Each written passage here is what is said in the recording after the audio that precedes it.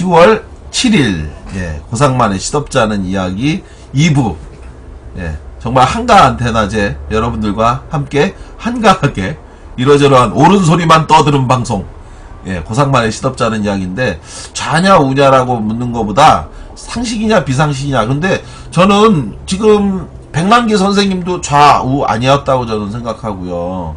그리고 세월호의 참사에 대해서 슬퍼하는 분들, 그분들 중에 누가 자가 있고 우가 있어요. 정말 내 자식 귀하면 남의 자식 귀하다라고 생각한 거죠. 그죠? 그래서 그런 문제와 관련해서 좌니 우니 이렇게 물어보는 분은 예, 과감하게 강퇴당하도록 하겠습니다. 상식을 갖고 있는 분들과 이야기하고 싶어요. 그리고 뭐 불필요하게 사실은 수백 명 오셔서 방송 들으면 더 좋고 수천 명 와서 들으시면 영광이고 감사하겠지만 좌니 우니 떠드는 사람이 백날 와봐야 다 내가 쫓아버릴 겁니다. 그런 분은 오실 필요 없고요. 예, 이집션 마오님 감사합니다. 고맙습니다. 네. 정말 상식적인 분들이 오셔서요. 대한민국의 올바른 상식에 대한 이야기 하셨으면 좋겠습니다. 자, 김제동 12권은 예, 백승주 예, 개그 탐내나 이런 이야기를 하는데 뭐 워낙 많은 분들한테 요즘 아주 핫한 이슈 주제죠. 김제동 씨가 예, 방위 복무할 때 예, 있었던 에피소드 이야기를 하니까 이것에 대해서 예, 내용 그거죠. 예, 자기가 군복무하던 기간 중에 방위 복무하던 기간 중에 퇴근 시간 이후에도 남아서 예, 장성들, 장교들 부대 회식하는데 사회를 보라고 요구해갖고 자기가 사회를 보고 있었다. 근데 그 사회 보고 있었을 때 한 아주머니가 뒤에서 서 있길래 아주머니 앞으로 나와 자리 있으시니까 여기 앉으시죠 라고 얘기했더니 알고 보니 그 사람이 군사령관 부인이더라. 그래서 군사령관 부인에게 아줌마라고 불렀다고 해서 영창 13일을 가게 됐는데 그때 영창 갔다 나오면서 다시는 아줌마라고 부르지 않겠습니다를 3회 복창한 적이 있었다. 이런 개그를 친 거죠. 예, 예라피바다님 개그는 개그로 봤으면 좋겠어요. 국감 갔어야 했는데 아름드리 천사님 말씀하셨고 이것이 개그인지 아닌지 진실이지 뭔지 예, 저는 이것을 한가하게 따지는 백승주 의원에 대해서 김제동 씨가 이미 아주 뭐 날카롭고 선명하게 이야기했기 때문에 그걸로 이제 대체하면 되겠죠. 그렇게 한가하십니까? 라는 이야기인 거죠. 내가 방송에서 했던 이야기가 무엇인지에 대해서 나에게 월급 주고 있는 JTBC 예, 방송사하고 이야기할 수는 있지만 예, 국방위 의원들은 개그맨의 내기보다 예, 핵실험을 하고 있는 예, 북한에 대해서 얘기하는 게 옳은 거 아니냐 이런 이야기를 한 거예요. 저는 정말 전적으로 공감하고 김제동 씨가 굉장히 똑똑한 분이라는 건 저도 익히 인정하고 동의했는데 정말 이런 훌륭한 분이 있나 정말 감동했습니다. 저도 나름대로 말 좀 한다고 사람들한테 인정 좀 받고 칭찬도 받고 하는데 야 정말 김제동 씨의 그 논리 있는 발변 정말 대단하고 그래서 김제동 씨와 관련해서 저는 개인적으로 그분이 이야기하는 것이 사실은 이런 식으로 김제동 씨가 한 이야기가 군 사령관, 군 고위층을 비하하고 조롱했다라고 얘기하는데 저는 그러한 이야기를 하는 경북 구미 갑인가요? 이 백승주 의원 국방부 차관 지냈던 분인데 사실은 저 이분을 국회에 있을 때 몇 번 본 적이 있습니다. 이 얘기하면 이제 백승주 씨가 고상만이라는 사람도 예, 이런 얘기 했다고 하면서 어쩌고저쩌고 저한테도 시비를 걸까요? 아마 저 정도 되는 사람한테는 뭐 안 할 거라고 기대하고 저도 좀 얘기를 하면 백승주 의원 차관 지낼 때 몇 번 봤는데 전 정말 좀 한심한 예, 이 생각을 지울 수가 없어요. 왜 한심한 생각을 지울 수 없냐? 보통 국회의원이 말입니다. 여러분들도 국회의원 나중에 되실 기회가 있으실 거죠? 여러분들이 국회의원 되시게 되면 그게 사람이 저절로 그렇게 될 수밖에 없어요. 뭐냐면 내가 국회의원이 되면 꼭 하고 싶은 일이 있어요. 국회의원이 되기 전에 내가 국회의원이 되면 꼭 하고 싶은 일이 있고 모든 국회의원들은 바로 그 일을 처음에 하려고 합니다. 예. 내가 국회의원이 되면 왜 이 문제가 왜 안 바뀔까? 그리고 왜 저게 해결이 안 될까? 그런 일이 있어요. 그래서 예전에 제가 17대 때 임종인 국회의원 보좌관을 했었는데 임종인 여러분들 아마 기억하실 거예요. 임종인 의원이라고 아주 좋은 분입니다. 그 임종인 의원께서 국회의원이 되자마자 제일 먼저 한 일이 뭐냐면요. 여호와의 증인. 이 문제에 대해서 관심을 가졌어요. 여호와의 증인은 여러분들 아시는 것처럼 예, 종교적 문제로 집총을 거부하는 예, 종교 신념을 갖고 있잖아요. 그래서 그 종교적 신념을 지키기 위해서 총을 예, 훈련소에 입소할 때 총을 주면 한 번 줬을 때 집총 거부를 하면 이게 군형법 위반 사항이라서 그러면 이제 감옥을 가거든요. 그런데 한 번 줬을 때 거부하고 그리고 또 두 번을 줬습니다. 그때 당시만 해도 한 번 주고 거부하면 1회 집총 거부 그리고 또 다시 총을 주면서 잡아라 그랬는데 그걸 거부하면 두 번 집총을 거부했다고 해서 이것에 대해서는 가중처벌법으로 해갖고 징역을 3년을 살리는 그게 이제 당시에 통상적인 여호와의 증인과 관련해서 이제 우리나라 군이 그 해결했던 방안인데 임종인 의원은 그것 때문에 아버지도 감옥을 가고 그 아들도 또 감옥을 가는 이런 방식은 야만이지 않냐라고 문제의식을 가졌던 거예요. 그 사람의 대표적인 경우가 누구였냐면 바로 누굽니까? 성우 양지웅 씨죠. 예. 양지웅 씨로 제가 기억하는데 맞죠? 바로 그분이 이제 여호와의 증인이에요. 여호와의 증인인데 그 아들도 당연히 또 자연스럽게 여호와의 증인이 됐겠죠. 그래서 아버지도 아버지도 그 종교 때문에 감옥을 갔고 그 큰아들도 감옥을 갔어요. 집총 거부로. 그런데 둘째 아들도 또 군대 갈 때가 됐는데 이 둘째 아들도 또 군대 예, 양지훈 씨 맞군요. 양지훈인가요? 양지훈 아닌가? 하여간 양지훈 씨가 둘째 아들도 또 감옥을 가야 되니까 이 문제에 대해서 이건 야만이다. 그래서 뭘 하려고 했느냐? 바로 이때가 대체복무 제도를 예, 언급한 겁니다. 그래서 차라리 이 사람들 원래 어차피 이 사람들이요 감옥을 갔잖아요. 여호와의 증인들이 집총 거부로 해갖고 결국은 감옥을 갔는데 이렇게 감옥을 가면 감옥 안에서 이른바 소지라고 하는 그 업무가 있어요. 그 소지라고 하는 게 원래는 일본 말이라고던데 감옥 안에서 재소자지만 재소자가 감옥 내의 업무를 보조해주는 그걸 소지라고 부르거든요. 그래서 이 사람들이 밥을 나눠준다든지 아니면 주문한 어떤 그 매입한 예, 구매한 물품 그래서 그 안에 감옥에 있는 사람들도 구매 물품을 사서 그걸로 고추장을 사든지 김치 뭐 밑반찬 과자 뭐 사과 뭐 이런 것들을 감옥 안에서 사서 먹습니다. 그런 걸 이제 대행해서 가서 사서 갖고 와서 배달을 해주는 일이 이제 소지라고 하는 사람들이 하는 일이에요. 그리고 감옥에 이제 청소를 뭐 한다든지 뭐 이런 것들. 그 일을 맡기는 사람들이 누구냐? 바로 여호와의 증인 이 사람들이에요. 이 여호와의 증인들이 감옥에 오면 이 사람들은 절대 누구를 공격하지 않습니다. 집총을 거부하는 이유는 누구를 공격하거나 죽이거나 하는 것을 하지 않겠다는 의미로 집총을 거부하는 거니까 아주 선량하고 아주 안심되는 사람들인 거예요. 감옥에 온 재소자지만. 그런데 바로 이런 사람들을 감옥에 보내서 그죠? 양지운이군요. 양지훈이 아니라 양지운 맞죠?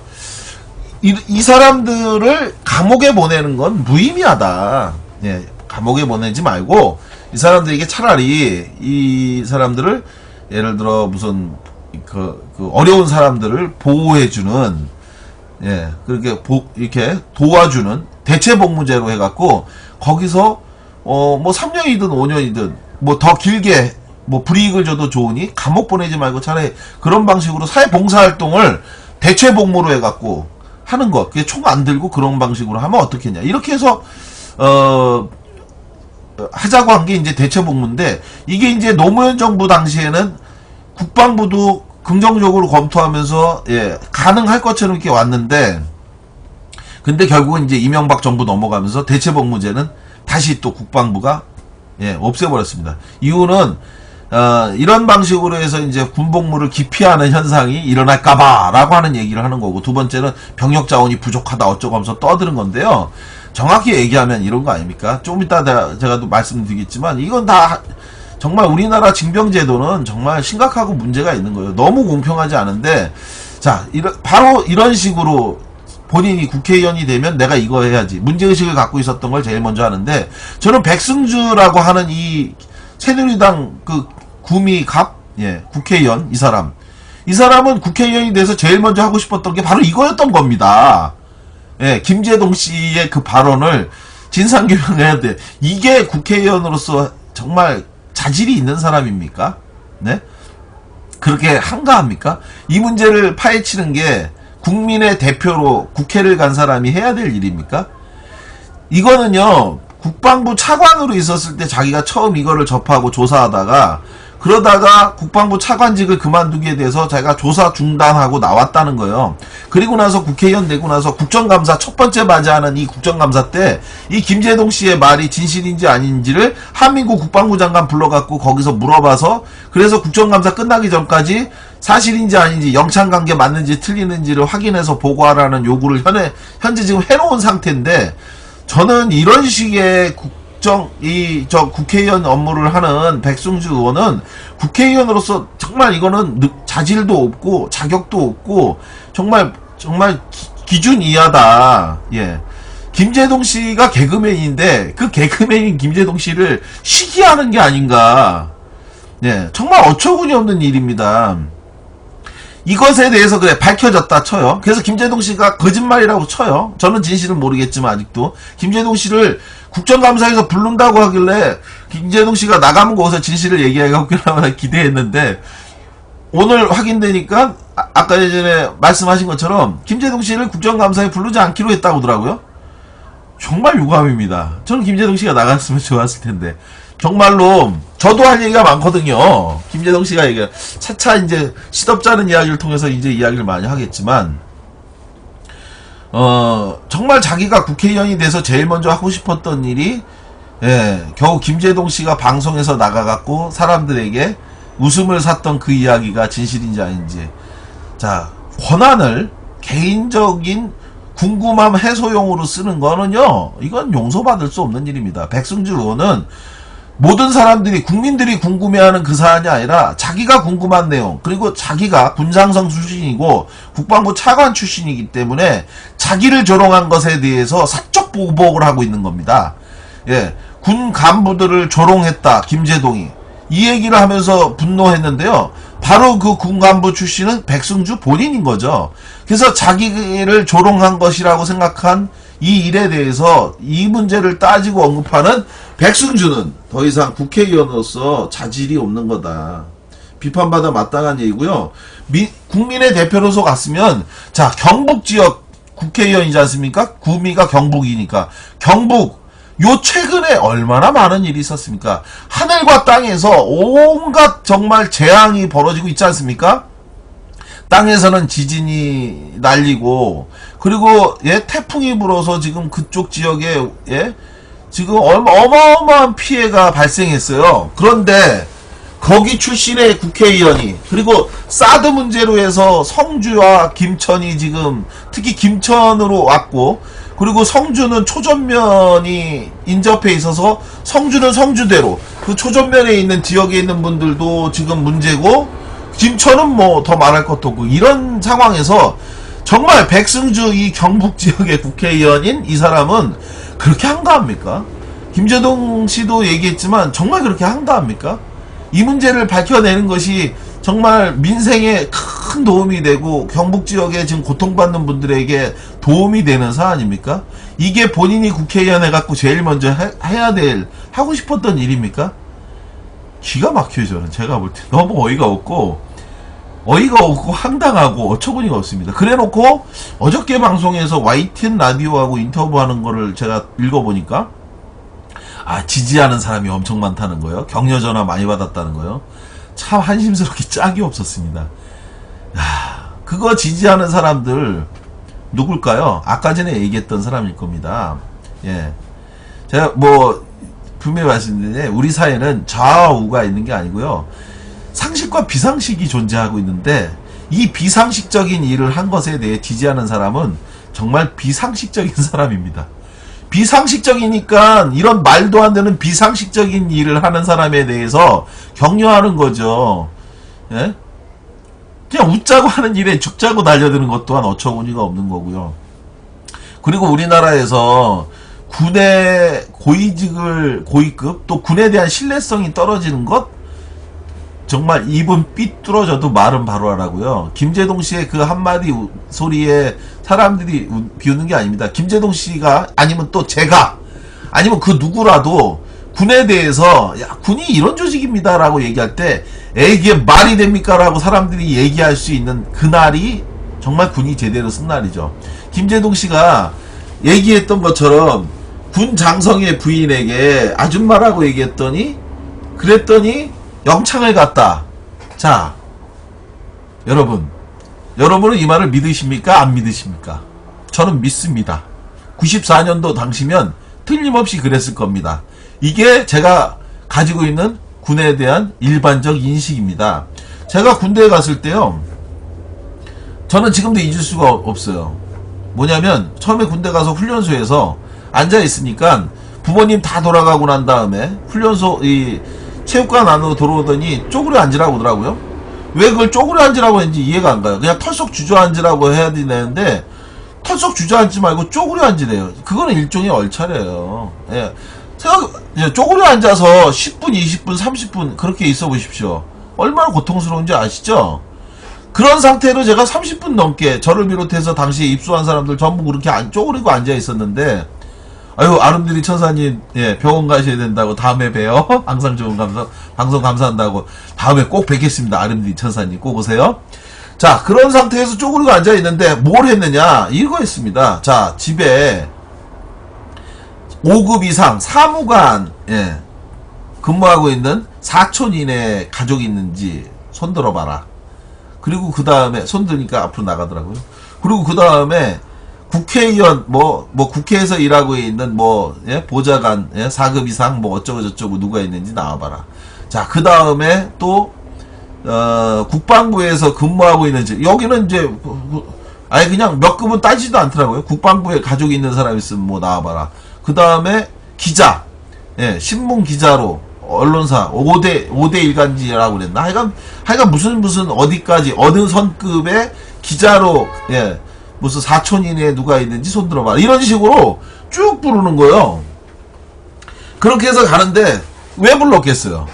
이른바 센 놈, 있는 놈, 가진 놈, 금수저, 은수저들 불러갖고 걔네들한테 뭔가 혜택을 주는 거였죠. 그게 제가 당시에 직접 겪었던 그때 당시에 제가 그때가 91년이군요. 91년 12월에 제가 본 당시의 실제 사실이었습니다.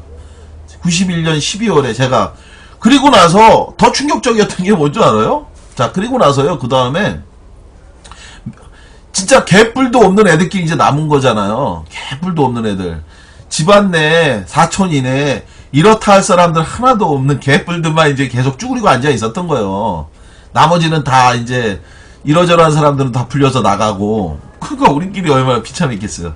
근데 그때 맨 마지막으로 사람들한테, 자, 몸이 아픈 사람 손 들어보라는 거예요. 몸이 아픈 사람 다 불러내더니, 그러니까 그저서야 한 10여 명 정도가 주선주선 손을 들더라고요.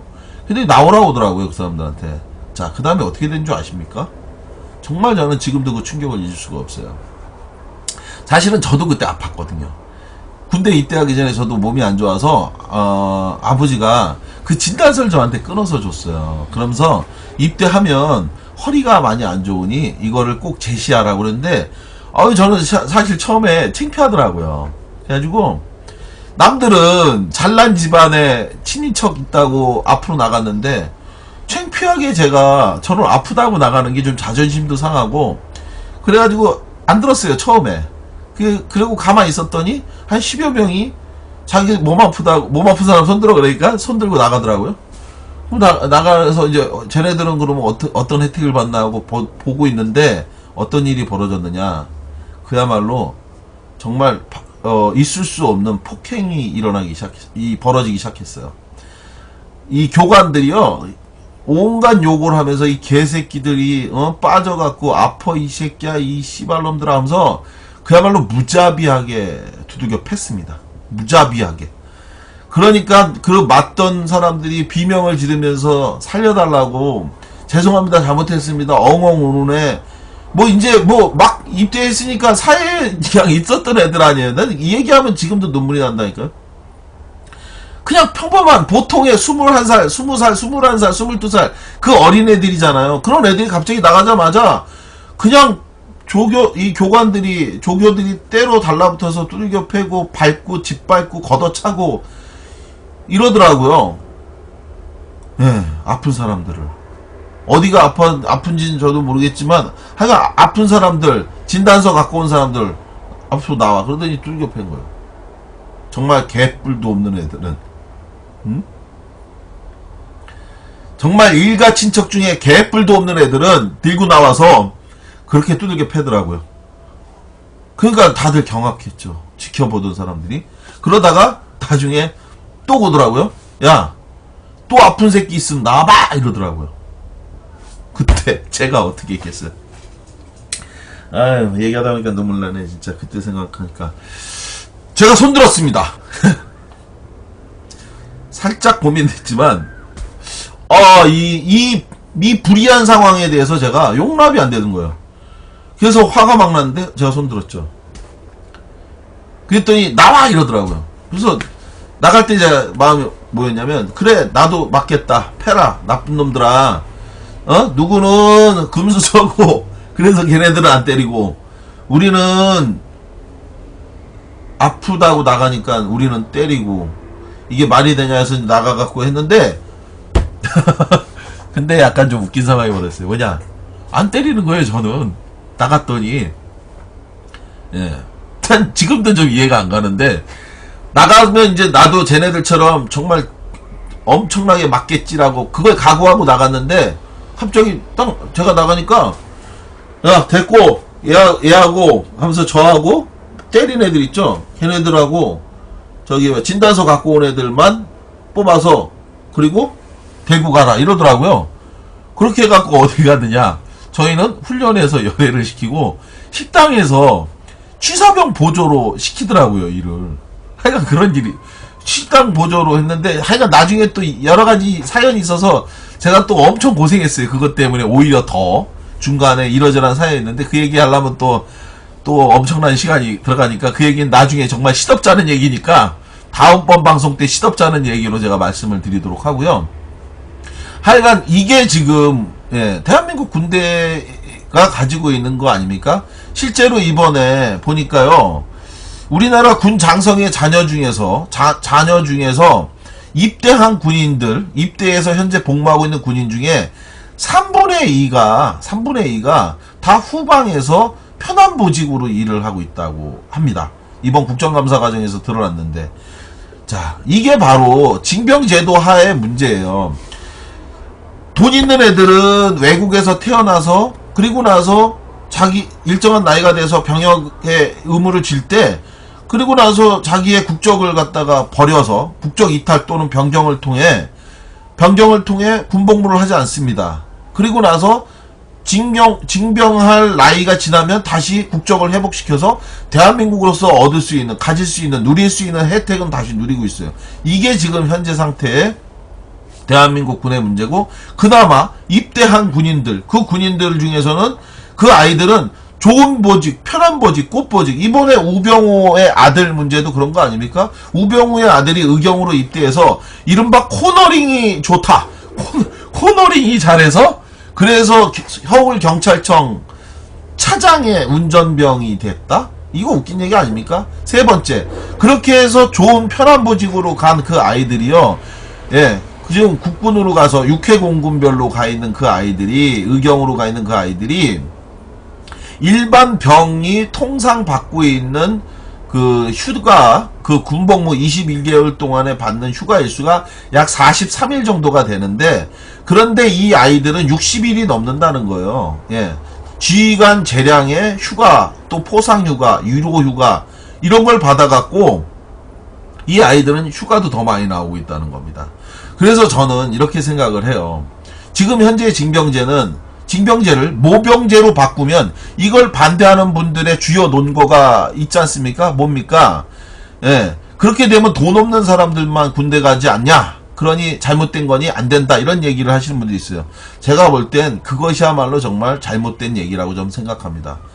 자, 지금 징병제는요, 예, 돈 없는 사람만 가는 게 아니라 지금은 돈 없고 백 없는 사람만 가는 게 군대입니다.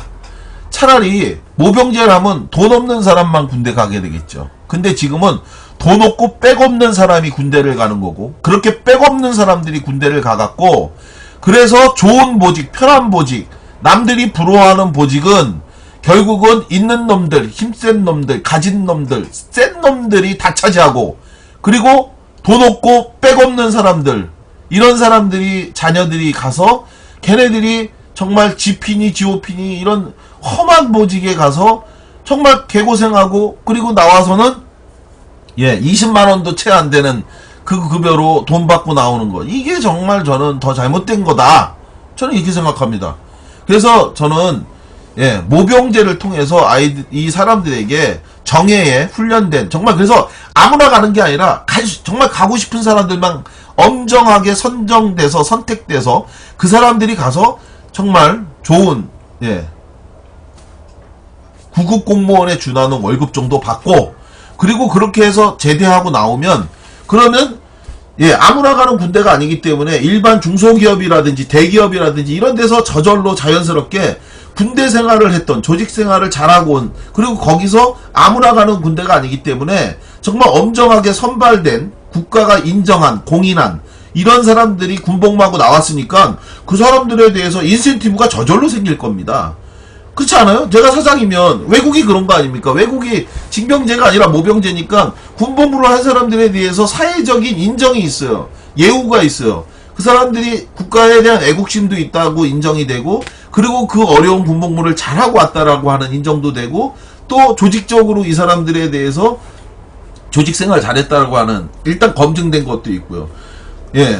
저 군 전문가로 키우는 게 낫죠. 그럼 바로 이 얘기입니다. 그래서 저는 모병제가 옳다. 저는 이 문제에 대해서 정말 제대로 된 토론을 한번 했으면 좋겠다. 근데 이 문제와 관련해서 무조건 아이들을 지금처럼 싸게 들고 가서, 그리고 그냥 머리 숫자만 채우다가, 그리고 나서 자기네들도 맨날 얘기하는 게 그거 아닙니까? 관리사병, 관심사병 하나 관리하는 게 대대 하나 관리하는 것보다 힘들다라고. 그런데 그런 아이 누가 가고 싶어서 갔어요? 근데 자기네가 들고 가놓고, 그래 놓고서는 들고 가서 얘가 정신질환을 앓고 있어? 그냥 약이나 먹이고 냅뒀다가 자살하면 자살했습니다. 우린 책임 없어요. 끝. 이런 부도덕한 일이 계속 벌어져서는 안 되는 거고요. 또 그렇게 아이를 잃었는데 저는 정말 이해할 수가 없어요. 아이를 잃은 부모예요. 지금 현재가 그래요. 아이를 잃은 부모, 그 부모에게 우리나라 정부와 국방부가 뭘 해주고 있어요? 아무것도 안 해주고 있어요. 정말 기가 막힌 일이에요. 아무것도 안 해준다는 게 뭔 줄 아십니까? 아이를 잃었어요. 얼마나 정신적 트라우마와 상처가 크겠어요. 그러면 그 부모에게 정신적 치유를 위해서 상담도 좀 해주고, 관리도 좀 해주고, 위로도 좀 해주고, 뭘 어떻게 해줘야 되지 않습니까? 그런데 지금 우리나라 어떻습니까? 위로, 치유, 그런 게 어딨어요. 오히려 네가 잘못해서, 니네 집안이 문제라서, 너가 니네가 아이가 원래 죽으래라서 이런 식으로 몰아붙여갖고, 그래가지고서는 아이를 그냥 그 부모를 2번 죽이고 3번 죽이는 거 아닙니까? 그 가정을 파탄내고 있는 거 아닙니까? 아이가 하나 죽은 걸로 끝나지 않는다니까요? 그 엄마가, 아버지가, 여동생이, 딸이, 오빠가, 형이, 남동생이 다 그냥 병든 사람들로 만드는 거예요. 그렇게 만들어 놓고는 미안하다고 얘기도 안 하고 치유도 안 해주니까, 그러니까 사람들이 더 미치는 거죠. 방송 들으시는 분 중에 아직 추천을 눌러주시지 않은 분, 추천 꼭 지금 눌러주시고, 그리고 즐겨찾기도 꼭 해주시면 감사하겠습니다. 그리고 꿀깍잼이라고 하는 것도 있다고 돼요. 꿀깍잼, 여러분들 꿀깍잼도 좀 눌러주시면 감사하겠습니다. 아유, 고상만 강대우님, 조금 늦은 게 아니라 많이 늦으셨어요. 이미 1부 끝났고 2부도 지금 거의 2분의 1이 지나가서 거의 끝나가고 있는 시점인데, 그래도 마지막 시간까지 함께 하겠습니다. 그래서 제가 드리고 싶은 말씀, 바로 이 김제동에게 시비 거는 백승주 의원, 이 사람은 제가 볼 때는 차라리 다른 일 하시는 게 좋겠다. 아유, 그렇죠. 우리 강대유님, 죄송하긴 뭐가 죄송합니까? 이렇게 와주시니 그저 고맙고 감사할 따름입니다. 남은 시간 제가 더 하면 좋은데, 저도 좀 이따가 또 바로 이제 오늘 오마이뉴스에서 무슨 뭐 행사가 있대요. 그래서 거기에 오늘 가기로 또 약속이 돼 있어서, 그래서 거길 또 가야 됩니다. 그래서 예, 하고, 예, 언제부터 방송했어요? 예. 제가 아까 전에 말씀드렸지만 매주 월요일 저녁 7시 30분부터 고상만의 뉴스 속 그 사건이 제가 하는 본방송이고요. 오늘 지금 하고 있는 고상만의 시덥잖은 이야기는 오늘 처음 한 방송입니다. 그래서 고상만의 뉴스 속 그 사건은 지난 5월 9일부터 지금 23번째 방송을 했고요. 그 방송의 번외방송으로 고상만의 시덥잖은 이야기를 주중에 낮 시간에 2시쯤 한번 하려고 하는데요. 오늘 그게 그 첫 방송입니다, 오늘. 그래서 제가 낮 시간에 일이 좀 많아요. 그래가지고, 매번 정해놓고 하기는 제가 좀 자신이 없고, 일단은, 고상만의 시덥잖은 이야기라고 해서 매주 월요일날 저녁 7시 30분부터 하는 방송은, 바로 고상만의 뉴스 속 그 사건으로 해서 하는 거는 정해져 있고요. 이거는 이제 하는데, 오늘 이 방송 들으시는 분들 즐겨찾기 해주시면 제 방송 늘 시작할 때 함께 하실 수 있을 겁니다. 그래서 여러분들 즐겨찾기 지금 바로 해주시면 그러면 늘 함께 하도록 하겠습니다. 파벨라 방님, 이러셨어요. 책은 언제 나와요? 어느 책이요? 제가 이분이 저에 대해서 많은 내용을 알고 계신 것 같아요. 책 나오면 제가 알려드리도록 하겠습니다. 이거 지금 이제 6번째 책 준비하고 있어요. 고상만의 수사반장, 책으로 읽는 고상만의 수사반장 책을 내려고 하는데, 이 책 내는데 한 2군데 정도 출판사하고 논의를 했는데, 이 책이 너무 읽기에 너무 어려운 게 아니라 너무 슬픈 사연이 너무 많아서, 그래서 과연 독자분들이 얼마나 이 책에 대해서 관심을 가져줄까 좀 판단이 좀 어렵다, 이런 얘기를 하더라고요. 그런가요? 저는 사실 우리가 꼭 알아야 될 이야기들, 우리가 알고 있었지만 잊어버렸던 이야기들, 또는 우리가 알고 있지만 자세히 잘 알지 못했던 이야기들을 다시 한번 우리가 함께 읽으면서 내 주위에 어려운 사람들과 함께하는 것. 저는 정말 이렇게, 제가 갖고 있는 철학은 이렇습니다. 우리 사회가 정말 좋은 사회가 되기 위해서는 가장 우리가 해야 될 일은요, 내 주변에 있는 사람들이 힘들지 않게 보살펴 주는 거다. 많은 분들은 내 아이 소중하잖아요. 소중한 내 아이를 잘 키우는 것이 우리 아이를 위해서 가장 좋은 일이다라고 생각하는 분들이 흔히 있잖아요. 근데 실제로 그렇지 않습니다. 내 아이 하나만을 잘 보살피기 위해서 우리가 방치해둔 다른 아이들, 결국 그 아이가 방치된 가운데 사회에 대한 분노, 이런 것들을 키우게 되죠. 그래서 결국은 나중에 이제 그런 사연들을 많이 봐요. 물론 그것이 핑계일 수도 있고, 그리고 범죄를 지은 사람들이 하는 변명일 수도 있겠지만, 과연 그것이 전부 다 변명일 수 있을까, 이런 생각을 하게 됩니다. 뭐냐면, 내가 어렸을 때 내가 정말 폭력 가정에, 불행한 가정에 방치되어 있을 때, 누군가 나에게 따뜻한 말 한마디만 해줬다면 내가 이렇게 되지 않았을 거다, 이런 얘기를 합니다. 학교를 갔는데 선생님이 공락금, 지금은 이제 없어졌지만, 저도 학교 다닐 때 공락금이라고 해서 학교에다 돈을 냈었어요. 초등학교, 국민학교 때. 근데 그렇게 해서 자기가 돈을 내지 못할 때, 그때 선생님이 너는 돈 못 냈으니까 뒤로 나가, 여기에 있지 마, 이런 얘기 하지 않고 자기를 조금만 따뜻하게 대해줬다면 자기는 정말 이렇게 되지 않았을 거다, 이런 이야기를 합니다.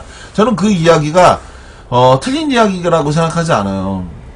그래서 우리가 정말 좋은 사회를 원한다면, 그래서 사실은 지금 세월호 문제와 관련해서 또 백남기 농민 그분의 불행에 함께 슬퍼하고 공감해 주는 건요, 결국 그분들을 위해서 우리가 희생하거나 노력하는 것이 아니다. 실은 그러한 노력이 우리를 스스로 지금 돕고 있는 거다. 백남기 그분의 이 억울한 죽음에, 분노하는 죽음에 대해서 우리가 함께 싸우는 것, 이것은 사실은 다시 또 제가 그런 백남기님처럼 물대포에 의해서 목숨을 잃는 어처구니 없는 일은 당하지 않게 되겠죠.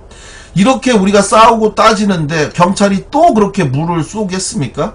그러면 정말 이 정권은 타도돼야 될 정권이고, 경찰은 정말 예전에 4.19 민주혁명 때 그때 사형당했던 최인규 내무부 장관, 이 사람 사형당했잖아요. 4.19 부정선거의 원흉이고 그 책임을 물어서. 마찬가지로 만약에 또 이렇게 한다면 이거에 대한 책임 누가 질 수 있겠어요? 감히 하겠습니까?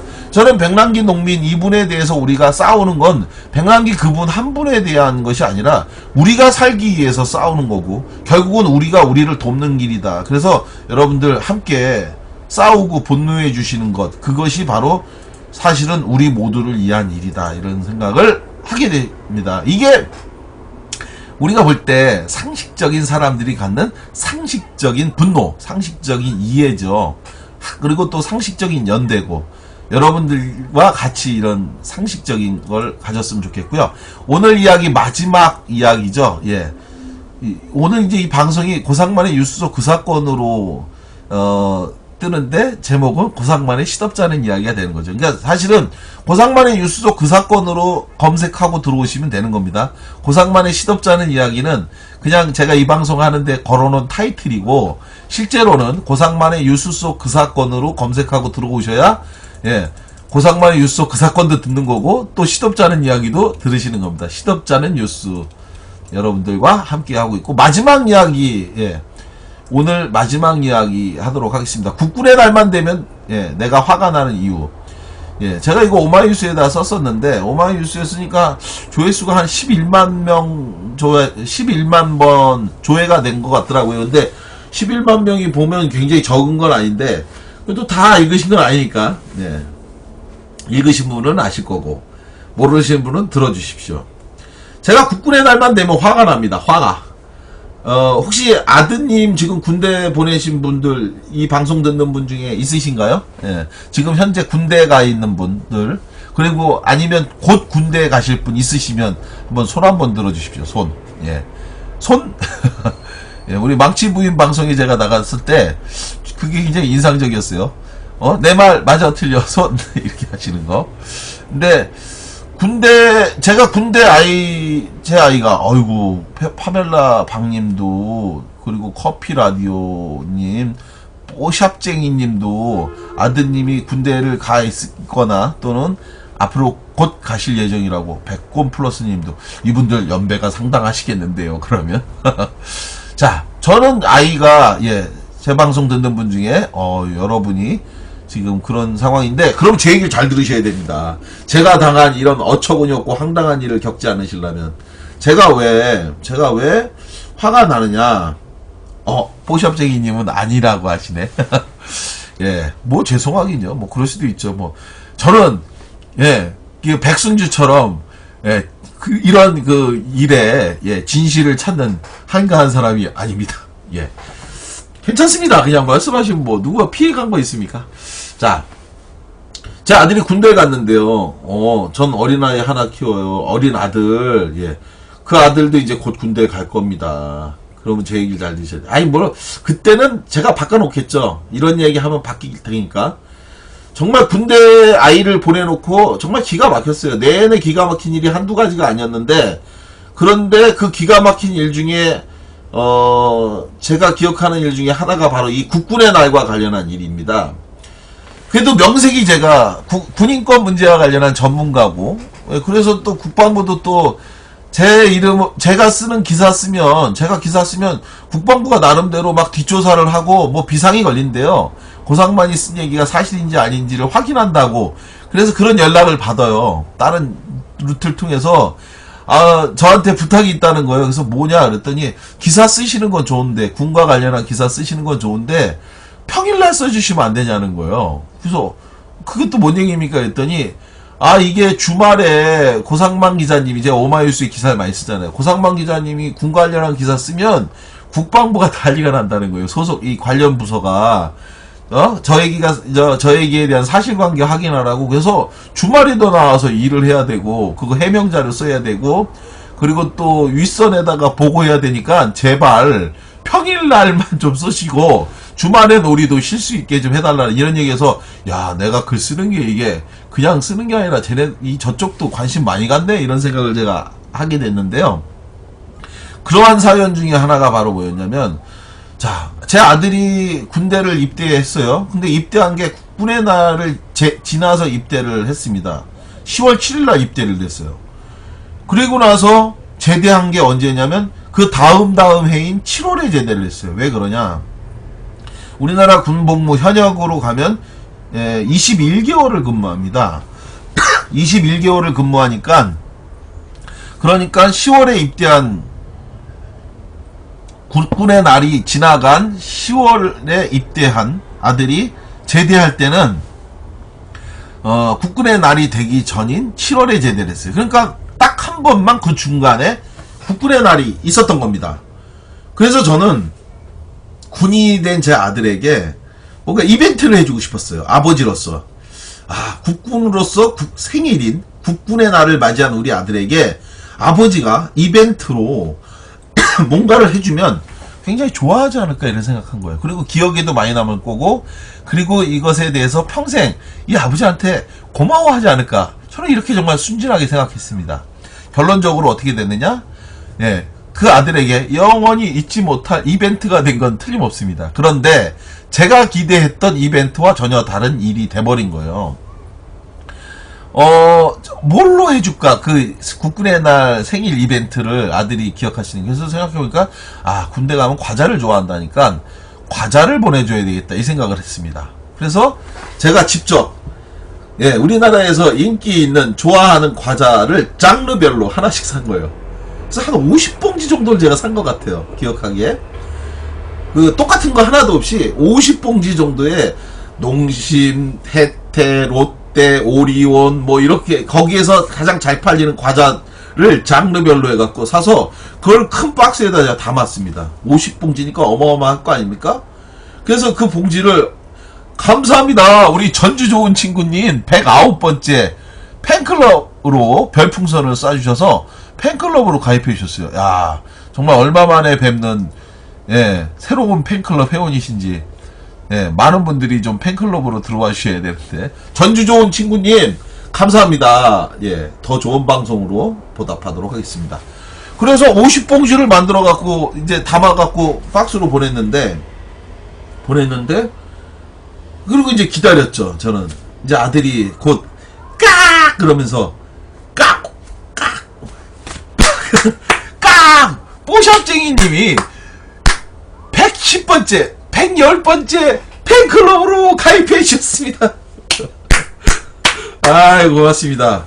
110번째 팬클럽 회원으로 가입해 주신 뽀삭쟁이님, 이 영광을, 지금까지 제 방송을 지난 5월서부터 들어주신 고상만의 뉴스 속 그 사건 110명의 팬클럽 분들과 열혈 팬님들과 팬클럽 분들과 함께 나누도록 하겠습니다.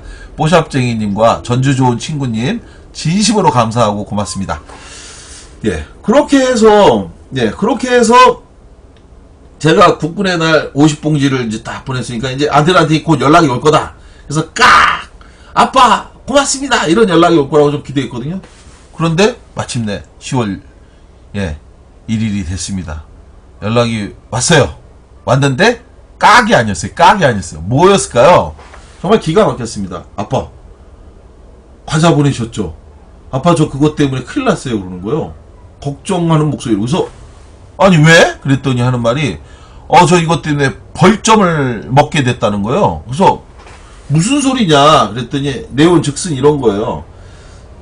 제가 이제 과자에 담아서 50봉지를 담아서 보냈더니 그날 당직 사령으로 있었던 부사관 하나가 부대 내 취식물, 즉 먹는 음식을 불법으로 반입했다. 이걸 외부에서 갖고 온 것이 불법이라는 겁니다. 그래서 이 불법으로 음식을 반입한 행위에 대해서 해당 사병, 받은 사병은 벌점을 부과하겠다. 이 벌점을 부과하면요, 그러면 외출, 외박 이런 것에 대해서 불이익을 받게 되는 겁니다. 그리고 기타 이제 다른 이런 게 쌓이게 되면 결국은 총체적인 불이익이 오는 거고요. 그리고 이것을 보낸 것에 대해서 반송 조치를 하려고 했는데 그건 너무 심하다라고 얘기를 해요. 자, 심하다라고 얘기했으니까 뭔가 좋은 일을 한 것 같죠?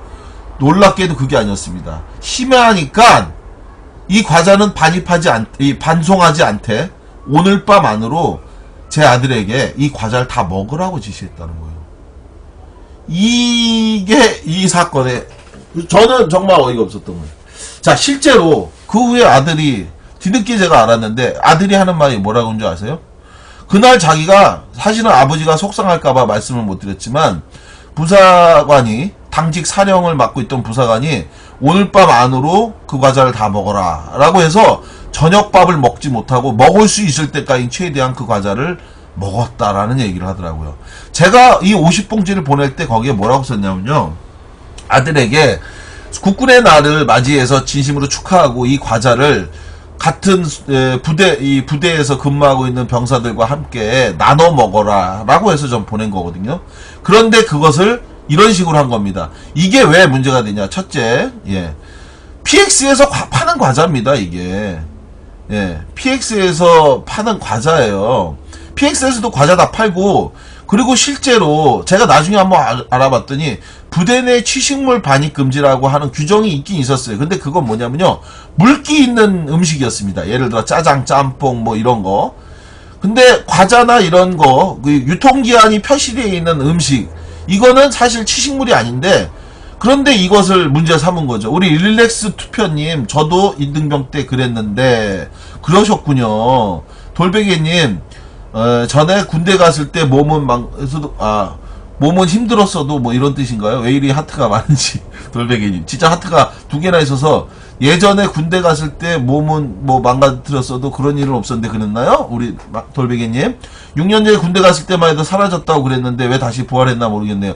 아, 돌베개님은 6년 전에 그러셨구나. 릴렉스 투표님, 내무반의 음식물 금지라고.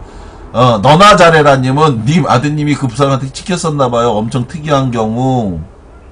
배틀장님은 아들 6개월 전 제대했는데 이렇게 말씀하셨는데 뒷얘기가 있으시겠죠? 너무하네요, 그런 규제. 명주소나무님 갖고 그 부사관한테 찍혔다는 게 아니라 나중에 알고 보니까 그 부사관이 아주 특이한 사람이었더만요.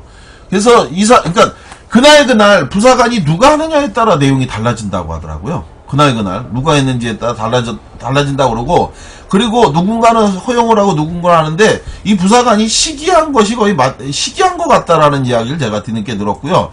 그리고 실제로 그런 규정은 나중에 제가 확인해 보니까 그 규정 자체가 잘못 이해해서 그런 거다라고 하더라고요. 제가 이거 문제 가지고 좀 따졌거든요. 싸웠어요. 말이 되냐? 무슨 도대체 과자가, 그렇다면 PX에서 파는 과자는 그러면 왜 파냐? 거기에 그러면 그날 들어온 과자는 그날 다 파는 거냐? 그리고 그 과자를 사갖고 와서 며칠 두고 먹는 경우들도 뭐 당연히 있고, 당연히 그렇지 않습니까? 과자 사왔다고 그날 다 먹으니까. 그러니까 원래, 자, 지금 이 방송 듣는 분들 정확히 아셔야 됩니다. 기준을 정해드리겠습니다. 확인해 본 결과 유통기한이 정해져 있는 과자는 취식물 반입으로 보지 않습니다. 그런데 이것에 대해서 취식물 반입으로 규정해갖고 제멋대로 규정을 잘 몰라서 하는 경우도 있고, 또 그렇게 하는 놈은 좀 이상한 놈인 거예요. 그러니까 부사관이라고 해봐야 말이죠, 여러분. 부사관이든 장교든 사실은요, 부대생활 얼마 하지 않았어요.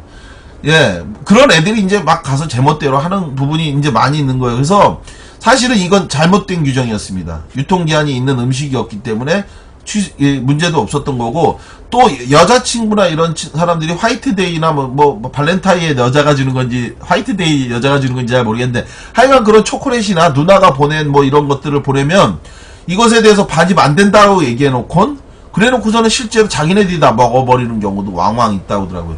이런 군대가 사실 잘못된 거죠. 그래서 결국 어떻게 됐냐, 저는 이 국군의 날만 되면 그때 그 기억이 떠오르는 거예요. 아이한테 과자를 보냈더니 국방부가 이건 안 된다고, 그 부대에서 부사관이 벌점을 준다고 해서 오히려 아이한테 불이익을 주고, 그리고 아이는 제가 보낸 과자를 저녁밥을 못 먹고 먹을 수 있는 데까지 그 과자를 먹었다는 그 슬픈 이야기를 들으면, 이게 도대체 대한민국 군대가 사병들을 위하는 부대인지, 또 이 부모, 우리는 정말 애국자 아닙니까? 아들을 낳아서 키우고 가르쳐서 정말 전 세계에서 늘 징병제를 하기 때문에 이렇게 우수한 군인이 없다라고 말하잖아요.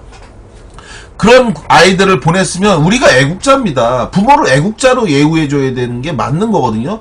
근데 그런 부모에게 애국자는 고사하고 이 정말 비공식 방위세를 우리한테 걷는 거예요. 물론 우리 아이가 쓰는 돈이긴 하지만 그렇게 아이 들고 가갖고서는요, 면회 갈 때 우리가 늘 1,000원짜리를 바꿔갔어야 됐어요. 왜? 부대 내에서 아이가 그 군복 빨아서 입을 때 세탁기, 그리고 그걸 건조하는데 각각 1,000원씩 돈을 넣어야 된다는 거예요. 그렇게 해갖고서는 1,000원짜리가 없어서 빨래와 건조를 못하니까 아빠 그거 좀 해오라는데 우리가 그 돈 가져가갖고 빨래하는 비용도 되고 뭐도 되고, 또 아이가 뭐 주말에 인터넷 쓴다고 하면서 PC방 그 부대 내에 있더라고요. 근데 그걸 외부 업자한테 줘갖고 일반 사회보다 더 비싼 비용으로 PC방을 이용하게 하고 있습니다. 그리고 또 그 전화기, 공중전화만 쓰게 돼 있잖아요. 핸드폰을 주거나 이런 게 없고 부대 전화기 못 사니까. 그러면 그 공중전화는 일반 사회보다 또 엄청 비싼 비용으로 쓰게 돼 있어요.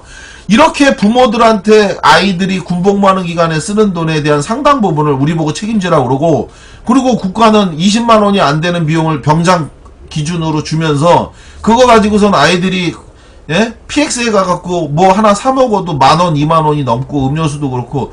그리고 예전에는 PX가 좀 쌌잖아요. 야, 얘기하려면 한도 끝도 없어요, 진짜. PX가 쌌는데 요즘은 또 PX를 갖다가요, 면세 품목을 없애갖고, 지금은 PX가 아니라, GS25를 갖다가 외주를 줘갖고, 그래가지고 우리 사회보다 더 비싼 비용으로 아이들이 자기가 먹고 싶은 주전부리나 간식을 사 먹고 있는 그런 형편이잖아요, 지금. 그리고 그 전에 무료로 줬던 무슨 비누니, 치약이니, 칫솔이니 이런 것도 이제는 그거에 보다 턱없이 적은 돈으로 7,000원인가를 줘갖고 그 돈으로 사서 쓰라고 하는데, 그 돈으로 사서 쓸 수 있는 돈이 뭐가 있어요. 그러니까 또 결국은 자기 월급으로 털어서 쓰라고 한 거고, 박근혜가 대통령 될 때 뭐라고 얘기했냐면 사회준비금이라고 해갖고 제대할 때 200만 원인가 돈 준다고 그랬어요, 국가에서. 그런데 그 공약을 깼습니다. 깨면서 어떻게 되냐? 그건 안 되고 여러분들 월급에서 5만 원씩 10만 원씩 원하는 사람들은 적금하면 그러면은 이자를 이 사회보다 좀 많이 준다고 계약을 맺겠대요. 그래서 실제로 그런 걸 했어요. 1%인가 2%인가. 그런데 결국 그 돈도 월급에서 떼니까 돈이 없으니까 또 부모한테 돈 달라고 하는 거고요. 결국은 자기 돈 모아서 자기가 나오는 게 사회준비금이다. 다 거짓말이고 다 사기입니다. 이게 말이 됩니까? 이래놓고도 무슨 징병제를 하는 것이 누굴 위해서 좋은 거고, 내 아이들을 뺏어가고, 그래놓고 그 아이를 위해서 국군의 날 생일이라고 하면서 아버지가 한 이벤트에 대해서 오히려 아이한테 잊을 수 없는 참혹한 이벤트를 남겨준 것. 그러니까 화가 정말 끌어넘치도록 나지 않을 수가 없는 겁니다. 정말 화가 나죠? 그죠, 여러분? 예, 정말 무진장 화가 나는 이야기였습니다. 오늘 방송 여기까지 하겠습니다. 아유, 오늘 첫 방송 했는데 그래도 낮 시간에 많은 분들이 함께 오셔서 너무 감사드리고, 감사합니다. 방송 끝나갈 때 이렇게 또 삶은 돼지고기님께서 1땡땡 111번째 팬클럽으로 가입해 주셨어요. 아유, 감사합니다, 정말. 우리 고상만 강대우님, 아유, 제 방송에 늘 끝까지 함께 해주시고 늘 함께 해주시는 너무 고마운 분이시죠. 아이디에 또 제 이름까지 넣어갖고 하시니까 정말 재밌죠. 고상만 강대우님 오늘도 오셔서 함께 해주셔서 너무 감사하고요. 자주 해달라고 하셨어요. 아유, 고맙습니다. 오늘 방송 들으시면서 함께 해주신 분들 중에 아직 추천 눌러주시지 않은 분 있으시면 함께 추천 눌러주시고요. 그리고 낮 시간에 하는 게 오히려 더 반응이 좋은 것 같네요. 그죠? 그럼 방송을 낮 시간으로 좀 바꿀까요? 저녁 시간으로 하지 말고. 아이고, 우리 우랭이와 와멍이님, 우랭이와 멍이님이시구나. 네 번째 서포트 감사합니다. 서포트 스티커를 선물로 주셨어요. 아유, 진짜 고맙습니다. 별풍선, 아이고, 감사합니다. 우리 STRUC 구이님 너무 감사합니다. 제 방 안 하나요? 이 방송 끝나고 유튜브를 통해서 올릴 거고요. 또 고상만의 뉴스도 그 사건, 거기에 방송 들어가시면 3일간은 재방송을 합니다. 그 방송 들으시면 되고요. 신선바다님 자주 방문하겠다고 즐겨찾기 해주십시오. 즐겨찾기 하시면 방송 계속 들으실 거고, 매주 한 번씩, 예, 정해진 날짜 아니고, 구상만 시덥지 않은 이야기, 오늘 말씀 드린 것처럼 시덥지 않은 이야기 하겠습니다. 그리고 더더더더 시덥지 않은 이야기를 하는 고상만의 뉴스 속, 예, 그 사건, 번외 방송으로 여러분들한테 시덥지 않은 이야기 계속 하도록 하고요. 무령이와 멍이님 112번째 팬클럽으로도 가입해 주셨어요. 아유, 너무 감사합니다. 오늘 방송 여러분들 함께 하면서 저도 즐거웠고, 그리고 여러분들, 이렇게 팬클럽으로 많은 분들이 또 오늘 함께 해주시고, 또 서포트도, 스티커도 이렇게 선물로 주시고 해서 좋은 방송하는데 큰 힘이 될 것 같습니다. 예. 정말 앞으로, 예, 구상만의 뉴스 속 그 사건, 또 시덥지 않은 이야기를 통해서 여러분들과 함께 좋은 소통하고요. 저는 제가 제 하는 이야기가 다 맞다고 주장하지 않겠습니다. 그리고 상식과 비상식이 판치는 나라에서, 세상에서 상식의 나라가 될 수 있도록 여러분들과 함께 소통하는 방송으로 이 이야기 계속 이어가도록 하겠습니다. 여러분들과 함께하는 방송을 통해서, 예, 보다 더 많은 분들이 공감하시는 방송 하고요. 노란 물망초님 좋은 말씀 감사합니다라고 왔고요. 니편할게님 감사합니다 라고 하셨는데, 저도 감사합니다. 삶은 돼지고기님 손손손 하셨어요. 정말 감사하고요. 오늘 방송 여기까지 하도록 하겠습니다. 진심으로 고맙고 감사합니다. 여러분들과 함께 더 좋은 방송, 공감하는 방송, 그리고 상식을 찾아오는 방송, 그리고 정의를 불러일으켜 세우고, 그 정의가 여러분들과 함께 어깨동무하면서 더 앞으로 나아갈 수 있도록 저도 여러분들과 끝까지 함께 하겠습니다. 저하고 함께 해주신 분들 남은 시간 즐겁게 보내시고, 불금입니다. 불금에 신나고 행복한 시간 보내시기 바랍니다. 고맙습니다.